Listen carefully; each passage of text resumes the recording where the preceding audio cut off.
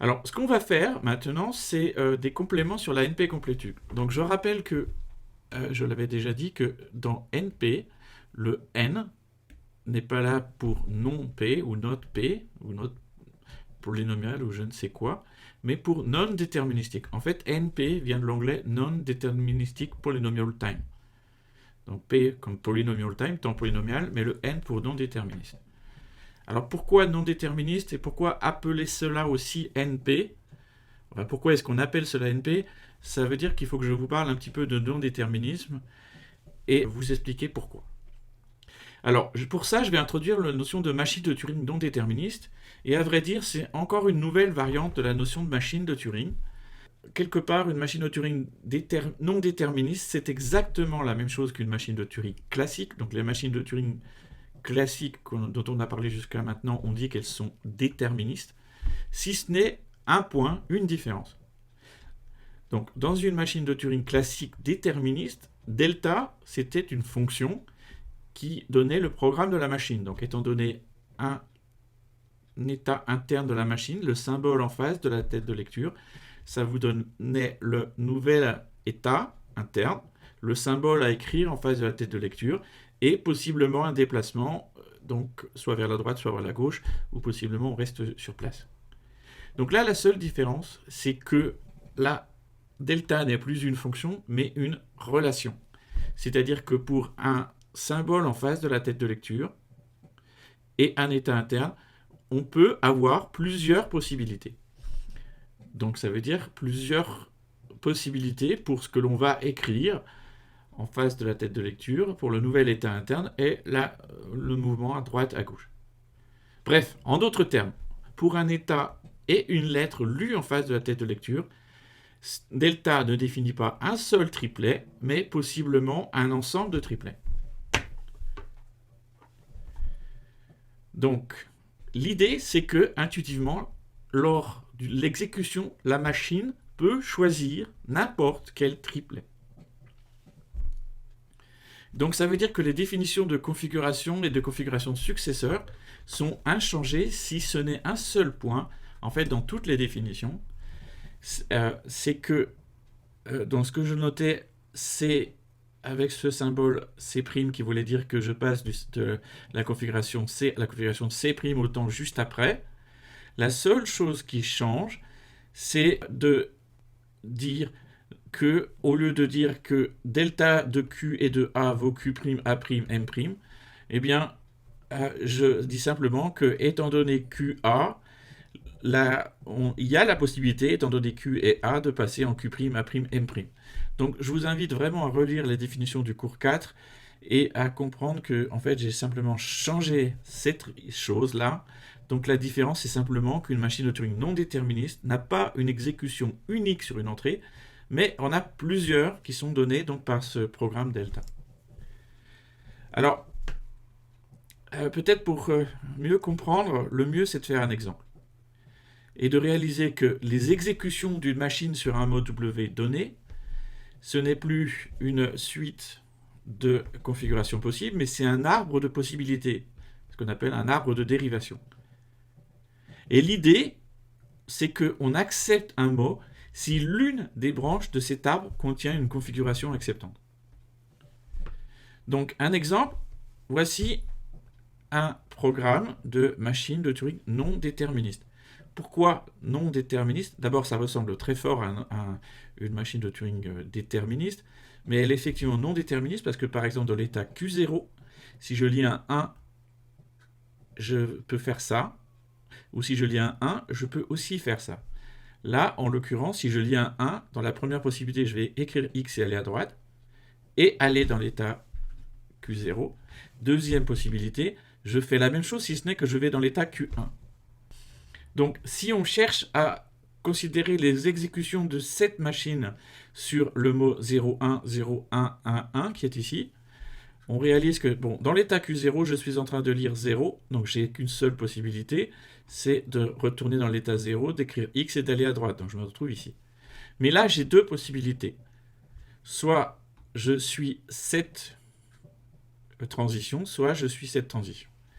Donc on va supposer que, par exemple, je suis la transition qui passe de Q0 à Q1. Donc dans ce cas-là, je vais donc écrire X, aller à droite, et je me retrouve ici. Dans l'état Q1, la seule possibilité, c'est de passer dans l'état Q2.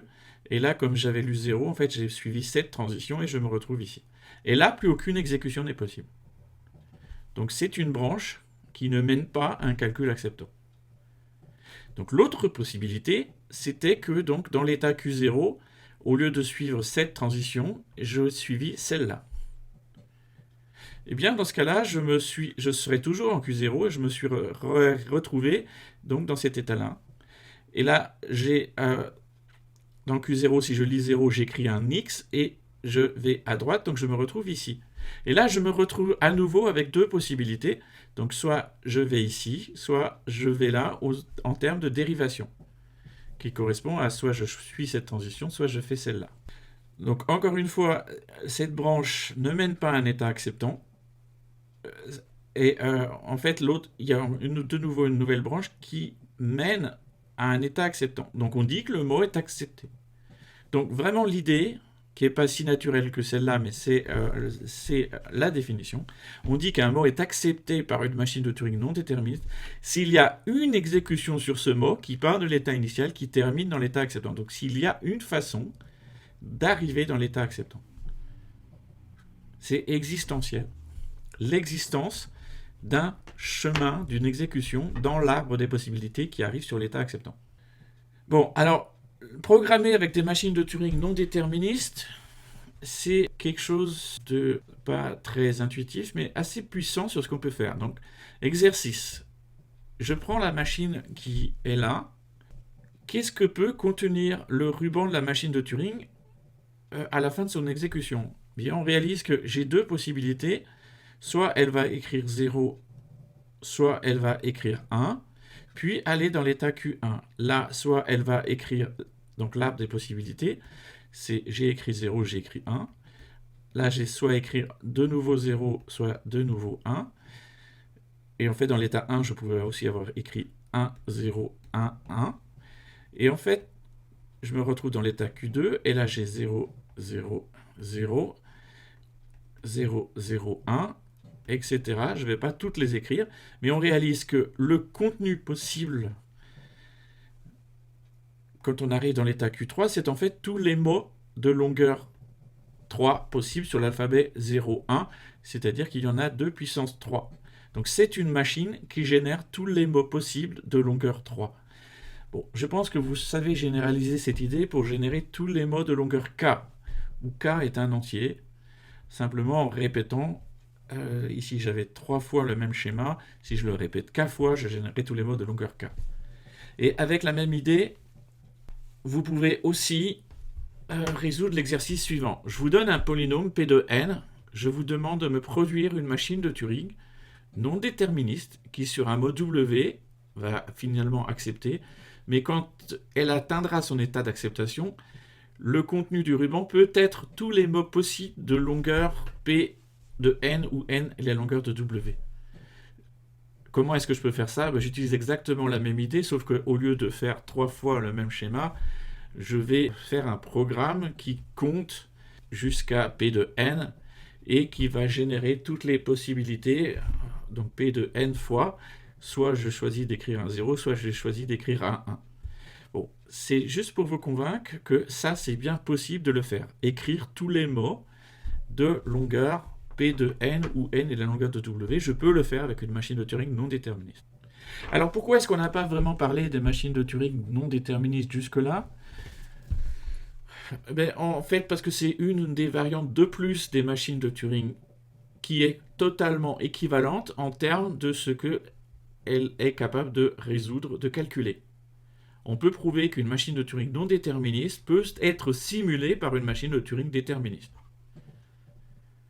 Si vous préférez, un langage est accepté par une machine de Turing non déterministe si et seulement s'il est accepté par une machine de Turing classique déterministe. Donc du point de vue de la calculabilité, les machines de Turing non déterministes, c'est qu'un modèle de plus qui vérifie la thèse de Church, qui capture la notion de ce qui est un algorithme et faisable par algorithme. Pourquoi ? Bien, l'idée c'est que si j'ai une machine de Turing non déterministe, il a plusieurs possibilités en fonction de ce qu'elle lit en face de sa tête de lecture dans son état interne, mais ce qui est sûr, c'est qu'il y a un entier borné qu'on appelle un degré de non-déterminisme de la machine qui est fini. Alors ce que j'appelle degré de non-déterminisme, l'idée c'est que c'est le nombre maximum de possibilités que l'on a pour un symbole en face de la tête de lecture et un état interne. Formellement, c'est le maximum sur Q et A du cardinal, donc du nombre d'éléments des possibilités données par delta pour ce Q et ce A. Et comment est-ce que je peux simuler une machine de Turing non déterministe par une machine qui serait déterministe? De la façon suivante, je vais en fait simuler d'une façon un tout petit peu astucieuse toutes les possibilités pour déterminer si la machine accepte. Donc ce que je dois faire en fait, c'est par exemple pour t égale 1, 2, 3, etc. Donc pour tous les entiers t, je génère tous les mots de longueur t entre 1 et r. En fait, c'est tous les choix possibles pour les étapes de 1 à t. Et pour chacun de ces choix, je simule t étapes de la machine non déterministe sur l'entrée W en choisissant les choix non déterministes selon D1, D2, Dt. Autrement dit, je suis en train de tester toutes les possibilités d'exécution de l'arbre. Simplement, je le fais pour t croissant, les temps croissants. Et si jamais je me rends compte que cette simulation accepte, alors j'accepte et je termine. Bon, ce qui est clair, c'est que si la machine de Turing non déterministe accepte un certain temps, je vais finir dans cette simulation par m'en rendre compte et accepter. Et si j'accepte dans cette façon de simuler, ça veut dire que la machine de Turing non déterministe accepte. Donc je suis bien en train de la simuler et j'ai bien prouvé mon théorème. Bon, alors ce que je reprends ici, c'est en français cette idée, si jamais tout ça n'était pas clair. Bon, donc d'un point de vue de la calculabilité, les machines de Turing non déterministes n'ont en fait en gros pas vraiment d'intérêt. Si ce n'est que parfois on écrit plus simplement des algorithmes non déterministes, si on maîtrise cette façon de décrire les algorithmes. Par contre, si on mesure la complexité des problèmes, là, les machines de Turing non déterministes deviennent un modèle complètement pertinent pour comprendre la complexité des problèmes. Alors, ça veut dire qu'il faut que je mesure et que je parle de complexité pour les machines non déterministes. Et donc, il faut que je vous explique ce qu'on appelle un temps t pour une machine de Turing non déterministe. Eh bien, la convention, c'est qu'on dit que la machine accepte un mot W en temps t si t est le minimum du nombre d'étapes que la machine utilise sur W sur les arbres de dérivation. Dit autrement, donc je rappelle qu'un mot est accepté s'il existe une branche qui mène à un état d'acceptation. Eh bien, le temps que ça prend, c'est la plus courte branche qui mène à cet état d'acceptation. Donc là, mon exemple tout à l'heure, c'était un calcul qui acceptant. Donc il y a un calcul acceptant qui prend 1, 2, 3, 4, 5, 6, 7 étapes.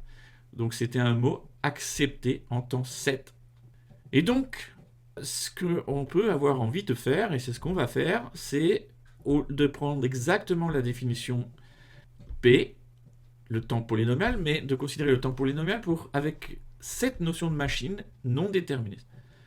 Donc là, je reprends exactement un transparent où j'avais défini le temps polynomial, mais je vais faire la classe où je considère non pas le temps polynomial déterministe, mais non déterministe. Donc j'appelle n-time la classe des problèmes qui sont décidés par une machine de Turing non déterministe en temps grand O de t de n, où n est la taille de l'entrée. Donc je l'écris ici sur ce que ça veut dire, si ça vous aide à comprendre formellement. Donc ça veut dire que j'ai une machine qui décide le langage. Donc décider, du coup, ça veut dire qu'un mot est dans le langage, ça veut dire qu'il y a un calcul acceptant sur W. Et si un mot n'est pas dans le langage, puisque c'est existentiel, ça revient à dire que je suis dans le cas où tous les calculs rejettent. Bon, je rappelle qu'on se focalise sur des problèmes décidables. Et donc là, on est dans des cas où on peut toujours faire l'hypothèse que soit les calculs acceptent, soit les calculs refusent, simplement en arrêtant les calculs au temps t de n. De telle sorte que soit sûr que soit on a accepté, soit on a refusé. Si jamais le temps a dépassé t de n, on peut s'arranger pour que la machine refuse. Bref, S'il existe un calcul acceptant, on accepte. Si tous les calculs refusent, on rejette. Donc ça, c'est ce que veut dire décider L. Et en temps polynomial ou en temps t de n, ça veut simplement dire donc que si on accepte, c'est qu'il y a un calcul qui possède moins que c fois t de n étapes pour n suffisamment grand, et que si on n'est pas dans le langage, alors tous les calculs refusent en moins de c fois t de n étapes. Eh bien, il se trouve que cette classe-là, c'est exactement la classe NP telle que je l'ai introduite jusque-là. Et c'est pour ça que NP porte ce nom, puisque c'est le temps non déterministe polynomial. Si vous préférez, un problème est dans NP, si et seulement s'il est décidé par une machine de Turing non déterministe en temps polynomial. Je vais l'expliquer dans le transparent qui suit, et si vous préférez avant, donc du coup la question de savoir si P égale NP, c'est la question de savoir si, en termes de complexité, les machines de Turing déterministes et non déterministes ont la même puissance. Est-ce que leur temps polynomial est le même? Est-ce qu'un algorithme raisonnable pour une machine non déterministe, c'est la même chose qu'un algorithme raisonnable pour une machine déterministe? Alors, pourquoi est-ce que c'est vrai? Donc, il faut que je prouve que si j'ai un problème qui est dans NP, avec la définition donc, des cours auparavant, elle peut être reconnue par une machine de Turing non déterministe en temps polynomial, d'une part. Donc, être dans NP, avec jusque-là, ça veut dire qu'on a un vérificateur polynomial. Eh bien, si j'ai un vérificateur polynomial, je donnais tout à l'heure comme exercice de générer tous les mots possibles de longueur P. Donc, ce qu'on peut faire, c'est générer tous les mots de longueur P de n, puis simuler le vérificateur donc, sur tous les couples WU. Donc, je génère tous les mots U de longueur P et je teste V sur tous les mots WU. Si jamais V accepte, alors M accepte. Si V refuse, alors M refuse. Donc générer tous les mots de longueur P de n, c'est quelque chose qui est faisable, c'était l'exercice de tout à l'heure. Et par définition, j'ai un algorithme correct. Donc clairement, si A est dans NP, il peut être reconnu en temps polynomial par une machine de Turing non déterminée. Réciproquement, supposons que j'ai un problème qui est décidé par une machine de Turing non déterministe en un certain temps polynomial, P de n, et que cette machine a un degré de non-déterminisme petit r. Eh bien, la suite d'entiers de longueur P de n qui donne la suite des choix non déterministes faits par la machine, c'est un certificat valide pour un mot W. C'est-à-dire que, étant donné un mot W et un mot U qui code cette suite, je peux construire un vérificateur qui va simplement vérifier en temps polynomial si la machine M accepte W avec la liste des choix non déterministes donnés par U. Si vous préférez, c'est mon algorithme de tout à l'heure qui dit que si vous connaissez l'entrée, vous connaissez U qui code la liste des choix non déterministes, eh bien vous pouvez totalement simuler votre machine.